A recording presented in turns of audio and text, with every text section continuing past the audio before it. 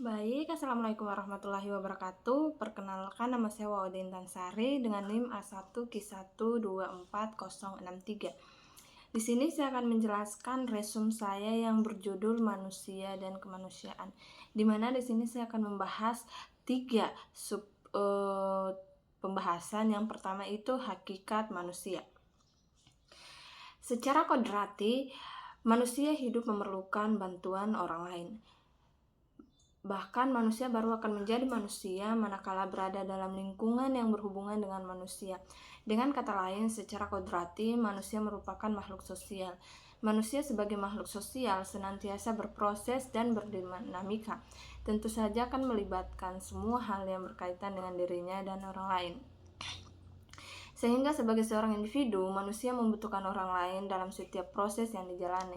Interaksi dan hubungannya yang terjalin satu sama lain tentu saja menuntut keduanya untuk membuka diri dengan menyampaikan informasi tentang dirinya masing-masing agar terjalin hubungan yang baik yang disertai rasa nyaman dan percaya. Manusia dituntut untuk bisa menyaksikan, manusia dituntut untuk bisa menyelesaikan masalah-masalah dalam hidupnya. Karena sejatinya manusia tidak terlepas dari masalah, maka setiap individu diharapkan mempunyai kemampuan untuk menyelesaikan masalah, baik itu pribadi, sosial, maupun karir. Kemampuan merupakan keterampilan yang dimiliki seorang untuk menyelesaikan suatu pekerjaan. Kemampuan adalah kesanggupan, kecakapan, dan kekuatan kita berusaha dengan diri sendiri. Artinya, kemampuan tersebut adalah potensi atau kapasitas yang terdapat pada diri seseorang. Dengan adanya usaha yang dilakukan oleh orang tersebut, pemecahan masalah didefinisikan sebagai suatu pemikiran yang terarah secara langsung untuk menemukan suatu solusi atau jalan untuk masalah yang spesifik dalam menghadapi masalah yang begitu kompleks. Banyak siswa dapat mengatasi masalahnya dengan baik dan memiliki prestasi yang baik. Namun demikian, masih ada sebagian siswa yang masih kesulitan menghadapi masalah yang baik.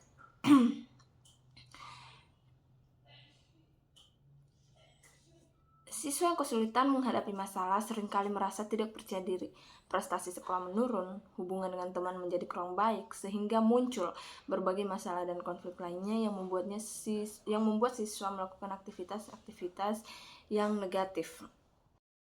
Kemudian yang kedua itu saya akan membahas dimensi manusia. Dimensi manusia itu terbagi ada beberapa. Yang pertama dimensi kefitraan. Dimensi kefitraan yaitu kebenaran dan keluhuran.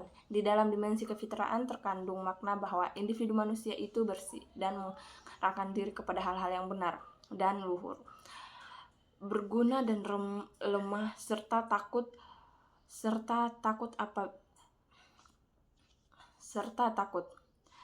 Apabila yang dimaksud oleh John Locke dengan teori tabula rasanya adalah bahwa individu ketika dilahirkan adalah kertas putih dan belum bertuliskan apapun, maka kebersihan itu menjadi ciri kefitraan individu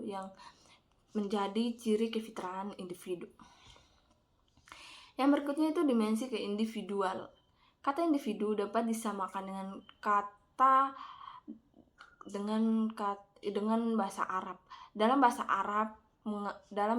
Arab yang ada dalam Al-Quran mengandung bermacam-macam makna, antara lain diartikan sebagai totalitas manusia. Kata kunci dimensi ini adalah potensi dan perbedaan. Artinya bahwa setiap individu memiliki potensi, baik potensi fisik maupun mental. Dan potensi tersebut unik dan berbeda-beda antar individu. Individu yang berpotensi sangat tinggi, sedang, kurang, dan sangat kurang. Yang ketiga itu dimensi kesosialan. Kemanusiaan pada diri manusia dapat dilihat melalui dimensi kesusilaannya. Kata kunci dimensi ini adalah komunikasi dan kebersamaan. Semua orang memerlukan orang lain. Tidak seorang pun memperoleh kekuatan yang menyenangkan dan membahagiakan apabila orang tidak pernah berperan terhadap seseorang. Bayi lahir ke dunia memerlukan orang lain agar ia dapat terus hidup dan berkembang menjadi manusia. Tanpa ada bantuan dan peranan orang lain seperti dokter, ayah, ibu, dan yang lainnya, bayi itu memungkinkan akan meninggal dunia.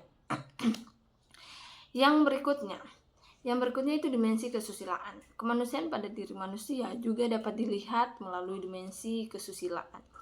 Kata kunci dalam dimensi kesusilaan merupakan dasar setiap individu untuk memberikan penghargaan terhadap sesuatu dalam rentan penilaian tertentu.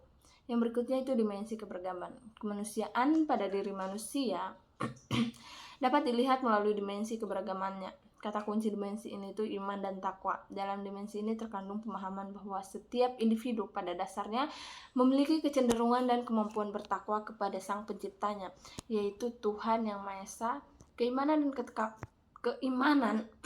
dan ketakwaan ini dibahas dalam agama yang dianut oleh individu. Kitab suci agama serta tafsir yang mengiringinya membuat kaidah-kaidah keimanan dan ketakwaan. Baik, yang berikutnya itu kita akan membahas panca daya manusia. Panca daya manusia itu terbagi ada beberapa. Yang pertama itu daya takwa. Manusia di dunia dilahirkan dengan dibekali dengan takwa. Takwa dapat didefinisikan dengan menjalankan perintah Allah dan menjauhi larangannya. Yang berikutnya itu daya cipta. Manusia dilahirkan ke dunia dibekali dengan daya cipta. Manusia dilahirkan di dunia dibekali dengan kemampuan daya cipta. Daya cipta ini diwujudkan karena manusia diberi akal. Akal merupakan makhluk khusus untuk manusia, dan karena hal inilah manusia berbeda dengan makhluk lainnya. Mengemukakan akal merujuk pada otak kecil, namun makhluk ciptaan Allah yang dibekali kemampuan untuk menciptakan melalui akalnya. Yang berikutnya itu daya rasa.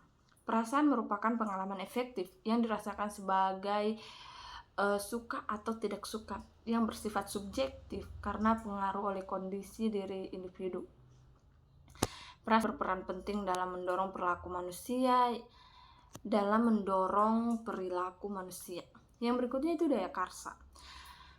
Daya karsa berfungsi sebagai penggerak dalam jiwa untuk mewujudkan tindakan, termasuk untuk mewujudkan tindakan dalam menjalankan ajaran agama. Yang terakhir yaitu daya karya. Manusia dilahirkan memiliki berbagai potensi, antara lain daya karya.